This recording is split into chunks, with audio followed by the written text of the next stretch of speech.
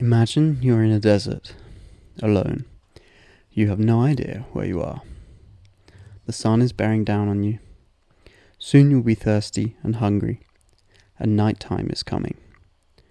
As time passes, you will find these desires arising in you. What will you do? Exploring symbolism can be exactly like this kind of place. Imagine you are simply trying to survive the desert. Perhaps the first thing you will do is look around you. What is there?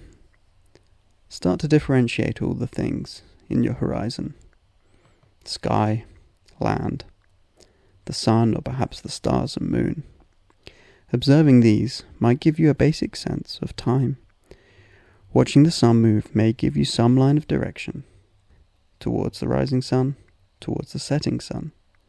In time, if you survive, you may start to notice the patterns of the moon and the stars.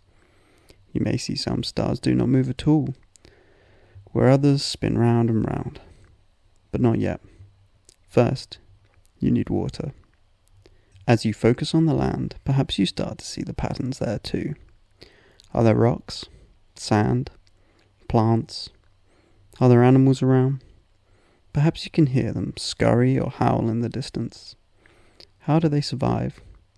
Perhaps these will help you notice the change of the wind, if there is any. Or perhaps plants and animals will show you where a water source is. Are there birds flying overhead? Where do you suppose they're going? Let us say, by observing these, you are lucky enough to find a small stream. You look at the water, it seems clear and good for drinking. You drink it. Now what? You can't just live on water, but it's a start. Can you see anything on the plant that looks edible? How do you know? Does the fruit look good to your eye? Do any of the animals look like they might be suitable for eating? Do they eat the plants? Can you catch one of the animals? Perhaps you eat something from the plant and it seems okay. Perhaps you eat it and it makes you sick. Let's say you see an animal that looks edible. How do you know? Does it have claws? Will it fight back?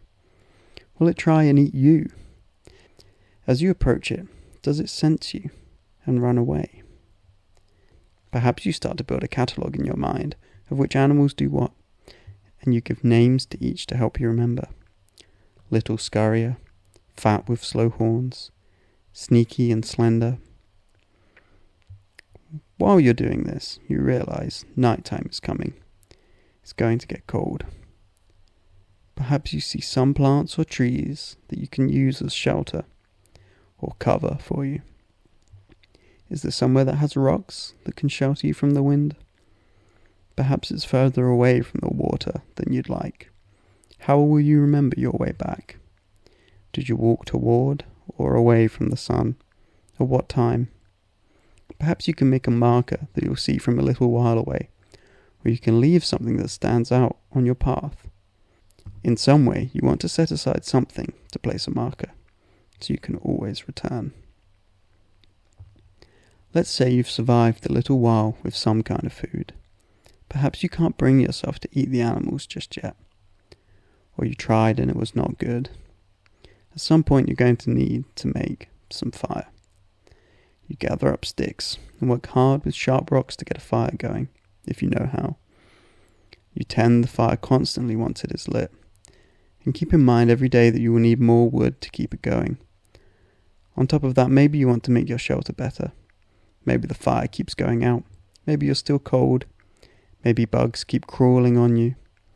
Whatever it is, now you've got food and water. You want to be more comfortable. Now your day is spent gathering wood and hunting for animals. It's tiring. Wouldn't it be good to have a day when you didn't have to do some of these? Then you could work on something else. Maybe you need something to keep the sun off your head, or some way of carrying the water so you can hunt further afield.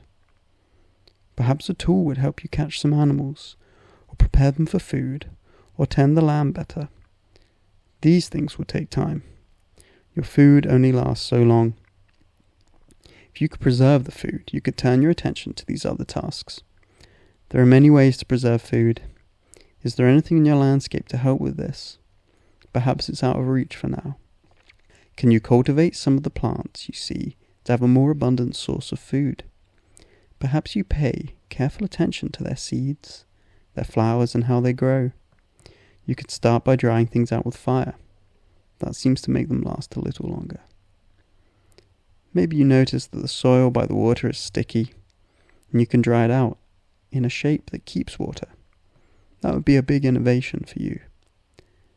Perhaps they're not very strong now, but over time you could work out how to improve this, what with your newfound time of relaxation. At night, you watch the stars, and you've started to see a fixed point that never moves. You can see the change of the seasons and start to notice that it's getting colder. Perhaps now there's rain which causes you to fix up your shelter. Maybe you notice the animals behaving differently.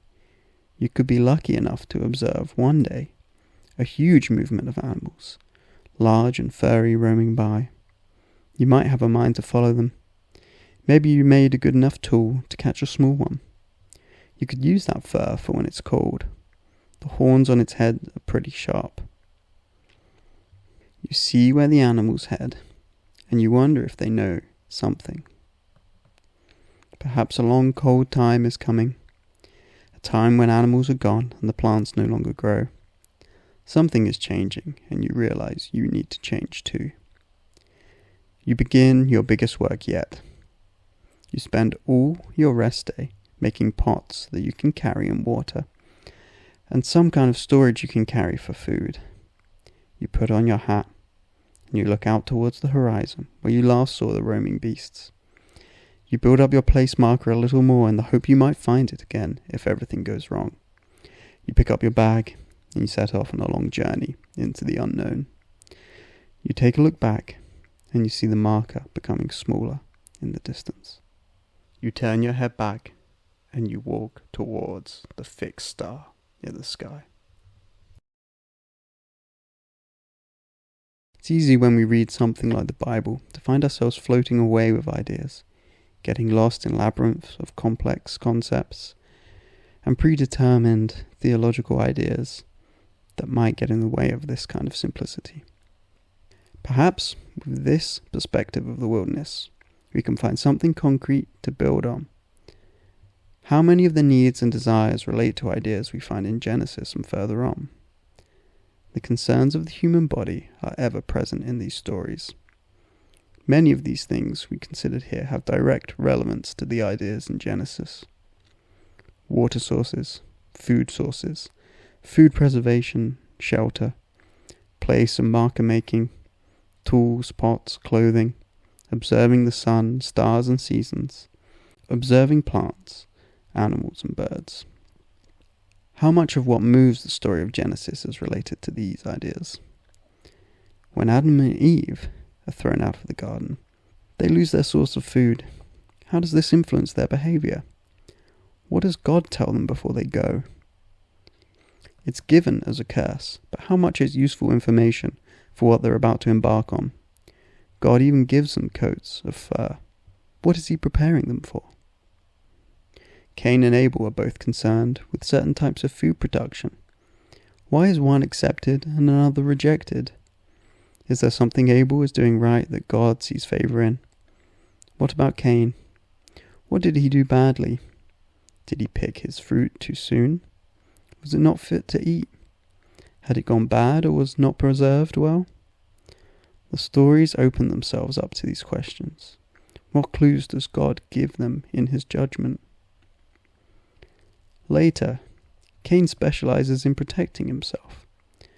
God seems to sanction this with his own personal protection. If Cain cannot use the land for food, what might he see in the earth that may have other uses? If he founded a city, did he build walls from the rocks or clay, or several houses? Perhaps he traded the safety of these for food with others. We find Tubal Cain later learning metallurgy. Perhaps instead of farming the cursed earth, he dug deeper and found metals in the earth. If he makes a surplus of tools, he could trade them for food and solve his problem. What went wrong? What happened in the city that God did not approve of? What could have been made that led the world to going wrong and need to start again? By contrast, what did Seth and his descendants do right? What does Seth learn from the example of his brothers? When we come to Noah, 10 generations from Seth, he seems to have good knowledge of animals and good knowledge of seeds and grains. Was this focus better for surviving? When God sends a flood, which of these two lines might fare better or be more suitable for beginning the world again? When the Israelites leave Egypt, what do they prepare for themselves? What do they take? What do they leave? Will any of this sustain them on their journey? Do they need to act fast? Have they had good warning of their impending journey? How does this affect what they can take? This is just a starting guide for your own exploration in the wilderness of understanding. As you explore, pay attention to the simplest of things. Where is the sun? What's on the ground? What animals are there? What directions are things moving and why? Who is trying to make things quicker? Building tools? Who has time to rest and why? Who is dealing with changes? Who is resisting them? What signs are people paying attention to? Who is finding their way out of the wilderness? This is just one line of exploration in the wilderness that you can take, but there are many other things you may wish to think about and explore using this line of thinking. If I get 1 like on this video, I will post another, continuing the story and using it to explore some basic ideas in the Bible, but I encourage you to try this for yourself and see what fruit you yield.